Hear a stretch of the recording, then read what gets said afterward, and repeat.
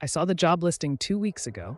Wanted night guard at Wess Market in redacted. 12:06 a.m. shift, 21 hour. The whole thing struck me as odd, right off the bat. What kind of grocery store needed a security guard while it was closed? Was the crime really that bad? But I needed the money, badly. And 2 days later, after a phone interview with a man named Clive, I showed up for my first shift. As soon as I pulled up, I sort of understood why they needed a night guard.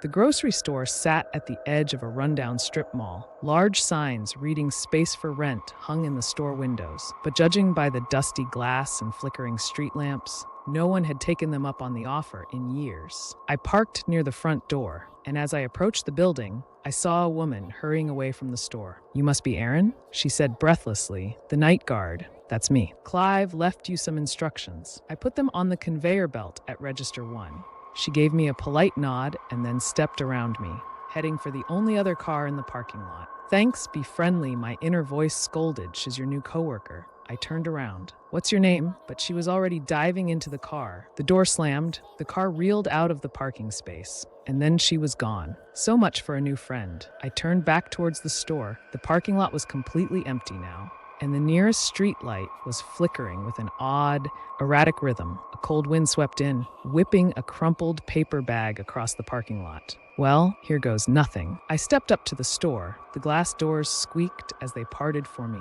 and then I stepped inside. Despite its outward appearance, the store was actually pretty nice inside. Bright fluorescent lights shone from overhead. Jazzy music played from hidden speakers. I headed over to Register 1, where a folded piece of paper was waiting for me.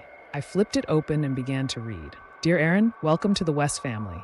We sincerely hope you enjoy your first shift. To help you, we've compiled a list of rules that should make your shift as easy as our fresh-baked apple pie. 1 is night guard. You are expected to patrol the store every half hour, making sure nothing is amiss. You may spend the rest of your time in the break room at the back of the store, monitoring the security camera feeds. 2, do not go down aisle 7. Do not look down aisle 7. 3, if you hear a knocking sound coming from within the freezers in the frozen food aisle, ignore it. 4, if you see a shopping cart that hasn't been put away, please return it to the shopping carts at the front of the store immediately. Do not be alarmed if you find a pool of blood in the meat aisle. Sometimes our meat packages leak. Simply head to the storage closet, get the mop and bucket, and clean it up.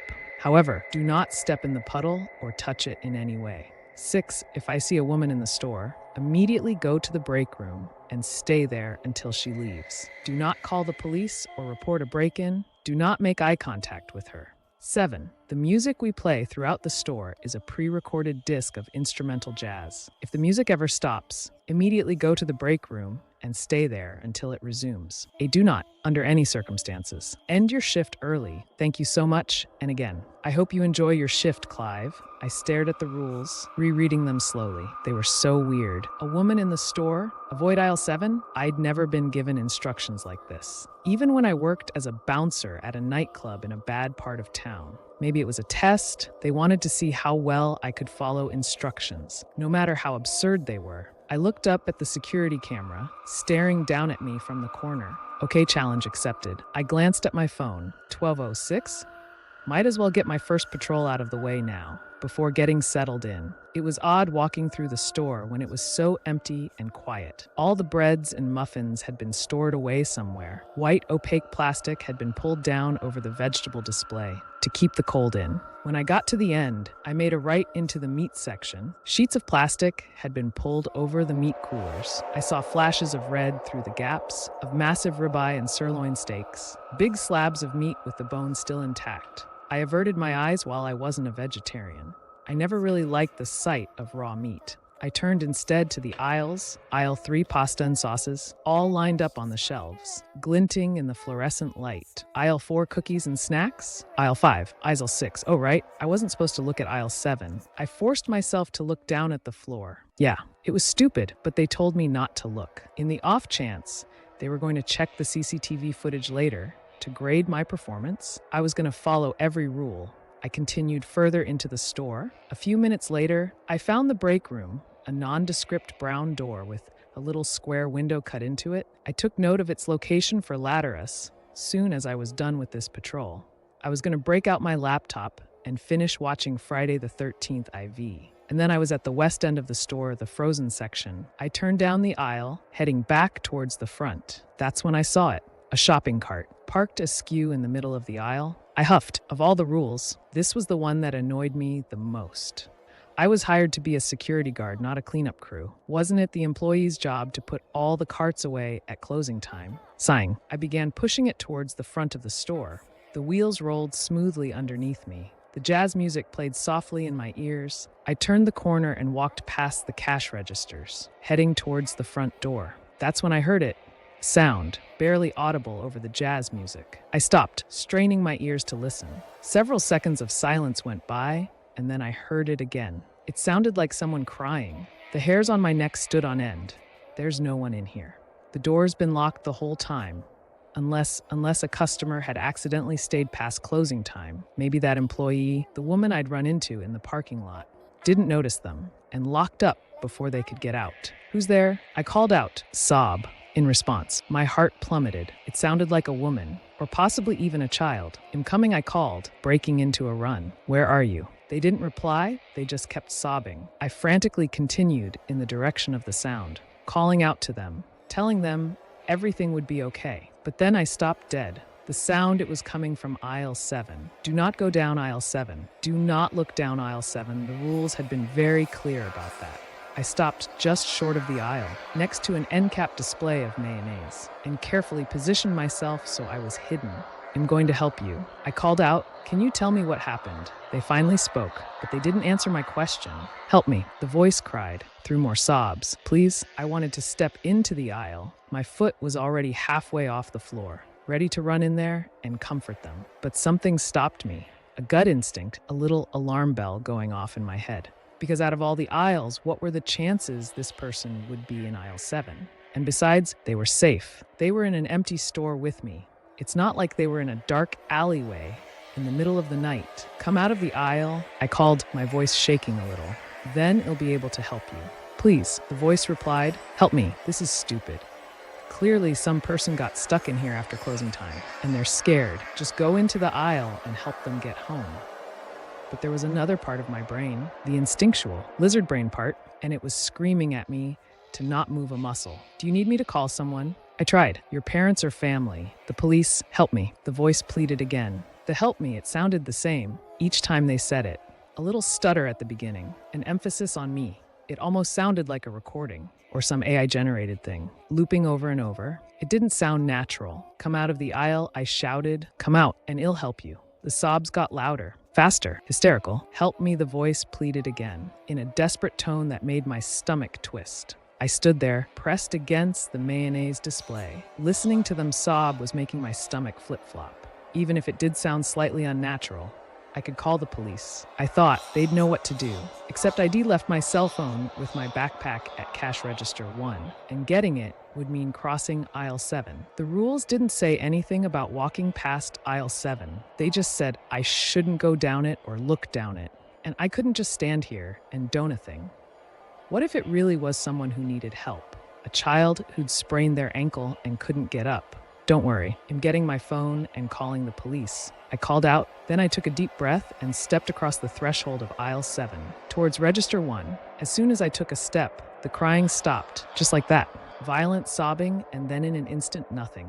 Like a switch had flipped, then the footsteps started. Loud, slapping footsteps of someone running down the aisle, way too large to be a child, coming straight at me. My heart dropped. It's a trap. They're coming for me, and I'm probably gonna die here. But as soon as I made it across the aisle, the sound stopped. All I heard were the soft jazz tunes playing through the speakers overhead. I hightailed it to the break room, completely forgetting about the cart I was supposed to return. The break room was small and cramped. The little square window in the door had been blacked out with construction paper from the inside. The only source of light came from the computer screen on the desk, displaying the security camera feeds. I scrolled through the feeds. I quickly noticed that none of them offered coverage of aisle 7. It seemed like the cameras were intentionally placed to avoid that aisle. After searching the grainy black and white video for anything amiss, I leaned back in the chair and closed my eyes. When I finally opened them again, it was almost 12:30. Time for my next patrol. I didn't want to go. I felt safe here, locked up in this little room, but I also knew I wouldn't be safe if I didn't listen to the rules. I shuddered, imagining what would have happened to me if I'd gone down aisle 7. If I hadn't listened, I pulled myself out of the seat and headed for the door. The store was completely silent. No hysterical sobbing or pounding footsteps. I started my patrol near the back, walking up aisle 17. Cans of food glinted on the shelves as I passed. But when I glanced at them, I didn't see any labels I recognized. No chef ravioli or giant green men. Just generically labeled cans of meat stew. In fact, all the aisle had was meat stew. The same cans, over and over and over. I reached the end and turned right, towards the front of the store. And that's when I realized that I had already broken one of the rules. The cart, I hadn't returned it. It wasn't where I'd left it. Instead of haphazardly parked near aisle 7, it sat next to one of the cash registers, like some ghost man was checking out his groceries. I paused for a second, hands hovering above the handle. Then I grabbed it and headed towards the door. Outside, the parking lot was pitch black, not a single street lamp. The shopping carts are only a few feet from the door. I told myself, just go in and out. It'll take 2 seconds. I did it as quickly as possible. I ran into the darkness, slammed the shopping cart into the row, and dashed back inside. Then I shut the doors and clicked the lock. Okay, that wasn't too bad, I said to myself, letting out a sigh of relief. For a second, I reveled in the peace of the store, the silence, the safety of being locked inside, with no one else with me. But then I stopped. The silence. The jazz music wasn't playing. How long had it been off? I'd been so preoccupied with returning the cart, I wasn't even paying attention. I broke into a sprint towards the back of the store, cookies and snacks flashing by me. Then I swerved right and sprinted into the break room. I pulled out the list of rules and read them over again. Do not, under any circumstances, end your shift early. Why did he write that? Was it just because he didn't want anyone flaking out on him? Or if I left early, would some horrible fate befall me? Because I really, really wanted to leave. I opened my backpack, pulled out the soda I'd brought, and popped it open, took a sip, scrolled through the security feed. 5 more hours. The next 4 patrols went fairly well. The rules didn't say how long they had to be. So every 30 minutes, I sprinted a lap around the store as fast as I could. The whole thing only took about a minute. Then, for the other 29, I locked myself in the break room. On the second patrol, I heard knocking as I ran down the freezer aisle. It started as light tapping across the glass, then crescendoed into loud thumps like someone was slamming their palms against the glass doors. As per the rules, I ignored it. I just kept running until I made it back to the break room. On the last patrol, the music had cut out again, so I quickly detoured and got to the break room as quickly as I could, the silence ringing in my ears. And now, here I was in the break room, with 3 hours left. I stared at my phone's clock, ticking slowly towards 3 a.m. I stood up, shaking out my nervous energy, preparing myself to sprint. I'd been a runner back in high school, but in the past 10 years, I'd gotten way out of shape. The last patrol had left me panting and breathless, legs aching. My hand closed around the doorknob. My heart hammered in my chest. 3. One go, I wrenched the door open and shot out into the store. But I didn't get very far, because there was an enormous pool of blood on the floor. I froze, all the air sucked out of my lungs. I stared at the blood, shining in the fluorescent lights. The rules said to clean it up, but that would take at least 10 minutes. I wasn't safe out here. I swallowed, then I hurried to the supply closet, got a mop and a bucket, and started cleaning as fast as I could. The job was messy. I slid the mop through the blood, then dunked it in the bucket, rinsed and repeated. The soapy water tinged red. A few times it splashed up and almost landed on me. But I did it. I cleaned it all up without touching a drop.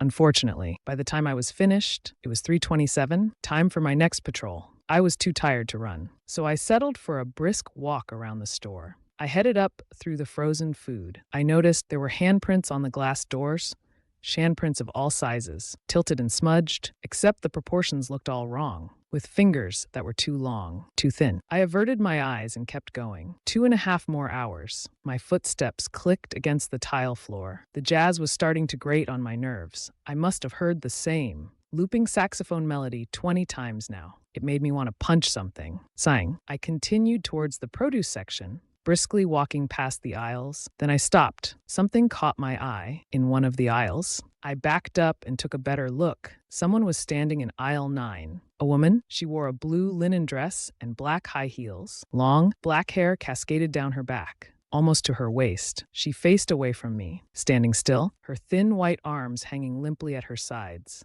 In her hand was a basket, filled with cuts of raw meat. The rule echoed in my head. If you see a woman in the store, immediately go to the break room. Do not make eye contact with her. I slowly backed up, as quietly as I possibly could. Then I started down the next aisle, towards the break room. Click, click, click. I heard her footsteps echo against the tile. I hurried my pace towards the break room. But then I stopped. Her footsteps weren't coming from behind me. They were coming from in front of me. I averted my eyes to the floor, just as I saw two black, high-heeled shoes step into the aisle. I stared at the floor. Do not make eye contact with her. Do not make eye contact with her. The words repeated over and over in my head, but I had to get to the break room, and she was standing in my way. All I could see were her shiny, high-heeled shoes and the little drops of blood that leaked out of the meat packages in her basket, staining the floor. I backed up. That was the only way I could go. I kept my eyes on the floor, careful not to look up. But she was following me. Click, click. For every step I took, I saw a shiny black heel come into view, attached to a thin, white calf extend, keeping time with me. I quickened my pace. So did she. Click, click, click. I wheeled around and broke into a sprint. Click, click, click. I ran down an aisle at random and sprinted towards the break room. But then, halfway down the aisle, I stopped. A shopping cart was parked across the middle of the aisle, blocking my way. Not just one cart, several of them, stacked up in a teetering tower that was nearly as tall as the aisles themselves. I was trapped. I backed away, my heart pounding. Click, slow, methodical footsteps coming towards me, slowly, like a cat stalking its prey. I took my chances. I turned around, sprinted back out into the open, and stepped into the next aisle. Oh, I knew it instantly. A tattered lump of gray clothing and sickly, pale blue skin sat on the floor. The person, the creature, the thing folded in on itself, in a pose reminiscent of a crying child. But it obviously wasn't anything resembling a human, with its strange lumps and appendages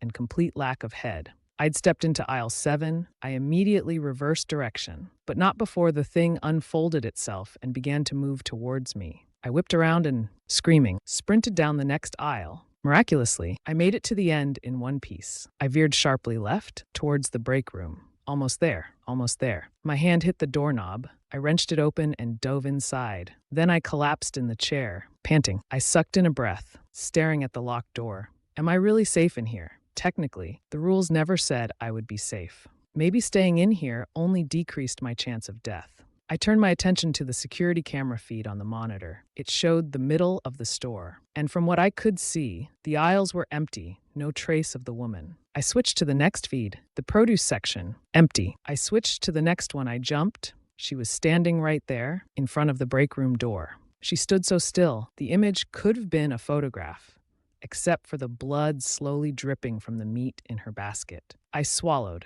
and glanced away from the monitor. At the door, my heart slammed into my ribs when I saw her shadow under the door. Go away, please, go away, I pleaded in my mind. The shadow of her head in the window tilted, as if contemplating her next move. Now I knew why the window had been covered. I forced my eyes away and looked back at the screen. She was still standing there, except there was something different about the way she was standing. I squinted at the grainy black and white image, trying to figure out what was going on. When my eyes finally fell on her heels, I realized they were facing forward, but I was still looking at the back of her head, at the long, black hair cascading to her waist. Either her hair was hanging over her face, or Shed turned her head all the way around.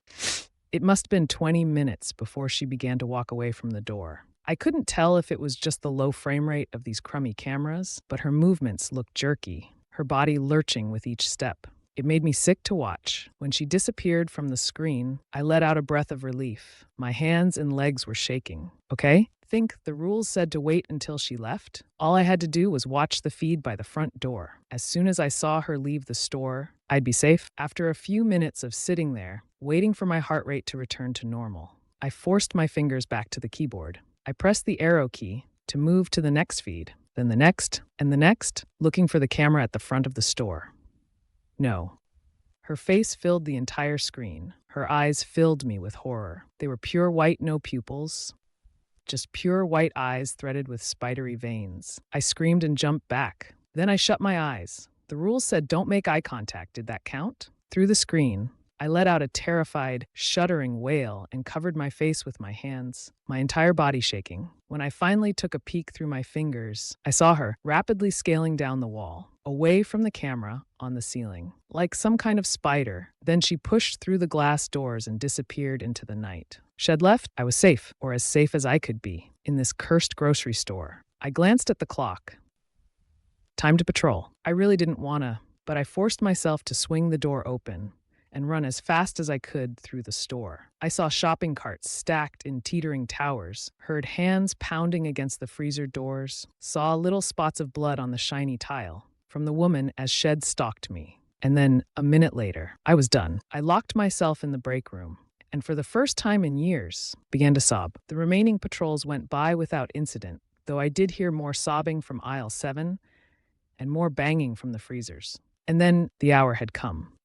My heart soared at the sight of the pink dawn sky through the glass doors. I was safe. I was free. When I glanced out into the parking lot, I saw a few cars pulling in, disgruntled, groggy employees clutching coffees, heading towards me. As soon as the first one came in, I flew out of the store, ran to my car, and got out of there as fast as I could. I'd never felt such relief, such happiness. I felt like a new man. All of my problems, even my financial ones, seemed dwarfed by what I just endured. When I pulled onto the main road, I rolled down my windows and flicked on the radio. But it wasn't my usual classic rock station that blared through the speakers. Instead, I heard the upbeat tune of a saxophone, and as I listened to that horrible, looping melody, I realized that my days as a night guard for Wess Market may not be over yet. TTP, you Reddit.com R. Blair Daniels.